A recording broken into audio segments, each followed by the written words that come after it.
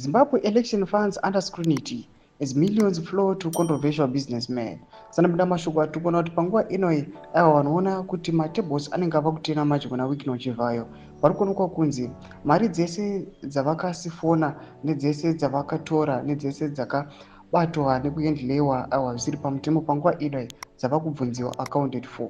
Information panguva inoi nemareports ari kubuda achionekwa kunzi mainvestigations ari kuitiwa especially kuSouth Africa anoratidza kuti aiwa mari idzi dzaendliwa zvisiri legitimate. Sanabda mashoko mudanyora pana upload subscribe or like on the bell kuti even about truth mudanyora chiti a major financial scandal is unfolding after revelations that Zimbabwe's Minister of Finance paid over 1.1 billion to South African company contracted to supply election material, only for the bulk of the funds to be swiftly transferred to entities linked to controversial businessman Chivhayo.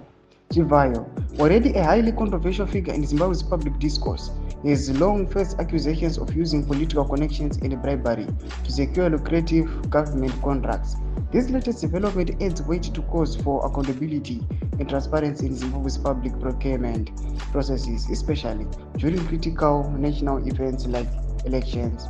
As pressure mounts on both Harare and Pretoria to act decisively, observers warn that the unfolding scandal could have significant political implications, not only for those directly involved, but also for regional efforts to uphold democratic integrity and financial transparency.